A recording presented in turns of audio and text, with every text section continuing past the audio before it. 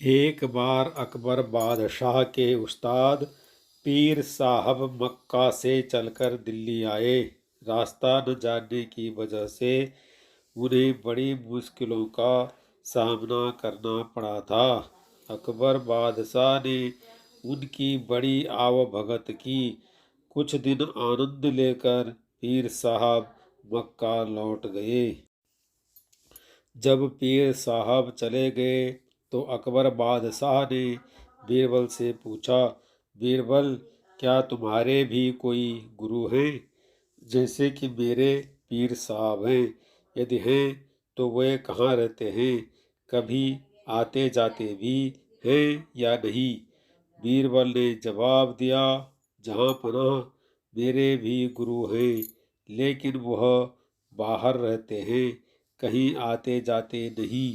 हाल ही में मैंने सुना है कि मेरे गुरुदेव किसी को कुछ बताते भी नहीं और कभी किसी से एक पैसा भी नहीं लेते। रुपये पैसे का उन्हें लोभ नहीं है। यह सुनकर बीरबल के गुरु के प्रति अकबर बादशाह के मन में श्रद्धा उत्पन्न हुई और उन्होंने बीरबल से अपने गुरु से मिलवाने का आग्रह किया।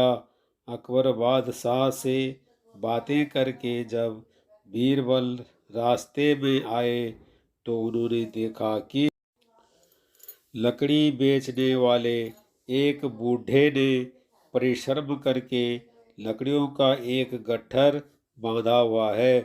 वह सुबह से शाम तक इधर उधर भटका, पर किसी ने भी उसे उचित मूल्य देकर वह गट्ठर नहीं खरीदा। लाचार होकर बूढ़ा लकड़हारा गट्ठर अपने घर वापस लिए जा रहा था। पहले तो बीरबल ने उस लकड़ी बेचने वाले से लकड़ियों के उस गट्ठर का मूल्य पूछा। फिर उसे अपने घर ले गए और उससे बोले, मालूम होता है कि तुम समय के कुचक्र में फंसकर इस दीन अवस्था में पहुँचे हो। बीरबल ने उसे अच्छे साफ सुथरे वस्त्रों और काली जटा इत्यादि से युक्त ब्राह्मण साधु बना दिया। उसके हाथ में रुद्राक्ष की माला दे दी। फिर एक बड़े मंदिर के पीछे मृग चर्म के आसन पर बैठाकर उससे बोला, तुमसे मिलने बड़े बड़े अमीर उमराव आएंगे, पर उनसे तुम बिल्कुल मत बोलना। तुम्हें कितनी ही बहुमूल्य वस्तुएं वे क्यों न दिखाएं, पर तुम उनकी तरफ आंख भी मत उठाना। तुमसे जो कुछ भी पूछे उसका जवाब मत देना। बस अपने ध्यान में रहना और सिर्फ माला फेरते रहना। ध्यान रहे, यदि इसके अलावा तुमने कोई भी हरकत की तो तुम्हारी खैर नहीं, क्योंकि मैं तुम्हारी हरकतों को देखता रहूं। बूढ़े लकड़हारे ने बीरबल की बातों को स्वीकार कर लिया। जब बीरबल को यकीन हो गया कि वह भली भांति स्वांग कर सकता है, तब वह अकबर बादशाह के पास दरबार में गए। दरबार में उस समय सभी दरबारी उपस्थित थे।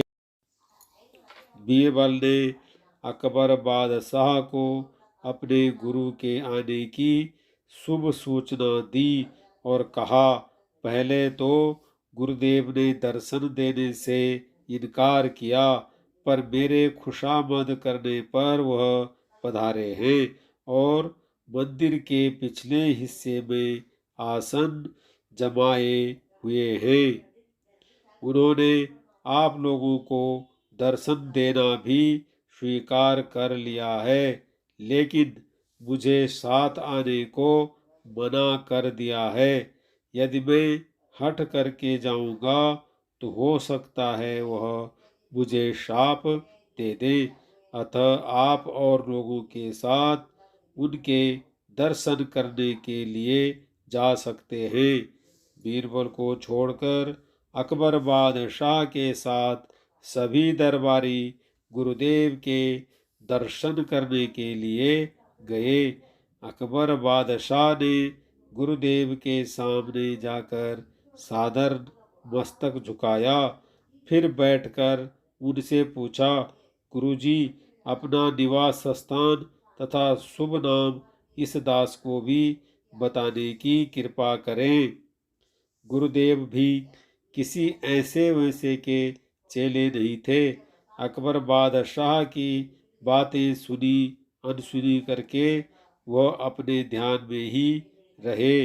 अकबर बादशाह फिर बोले, भगवान, मैं सारे हिंदुस्तान का बादशाह हूँ और आपकी प्रत्येक इच्छा पूर्ण करने में समर्थ हूँ। आप कृपा करके एक बार मेरी ओर नजर उठाकर देख लें तो मैं आपको धन्य समझूंगा। इस पर भी जब गुरुदेव ने ध्यान नहीं दिया तो अकबर बादशाह ने 10,000 रुपये मूल्य का कड़ा, जिसे वह स्वयं पहने हुए हाथ से उतार कर गुरुदेव के चरणों में यह सोचकर रख दिया कि लालच में शायद कुछ आशीर्वाद देकर इस बहुमूल्य कड़े को स्वीकार कर लें।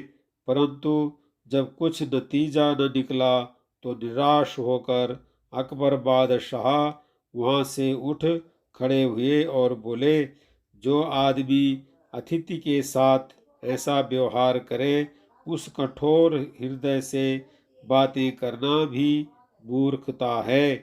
अकबर बादशाह को क्या पता था कि ऐसे मूर्ख से सामना होगा।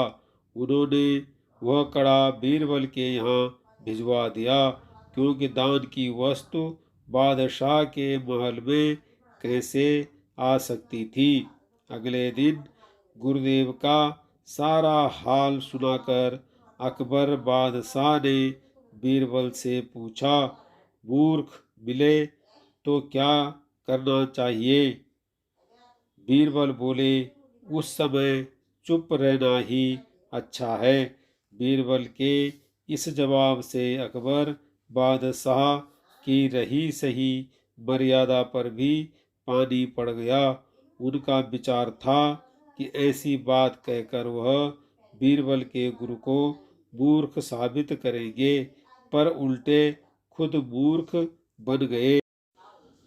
अकबर बादशाह को चुप देखकर बीरबल बोले, जब मैंने पहले ही उनका स्वभाव आपको बता दिया था कि उन्हें रुपये पैसे का लालच नहीं है, कभी किसी के दरवाजे पर वह नहीं जाते और मेरे कहने पर बड़ी मुश्किल से तो वह मिलने को राजी हुए। फिर आपने उन्हें लालच क्यों दिया? आपने अपशब्द कहकर गुरु का अपमान किया है। आपको धन दौलत का घमंड है, इसलिए वह आपसे नहीं बोले। बीरबल की बात सुनकर अकबर बहुत लज्जित हुए।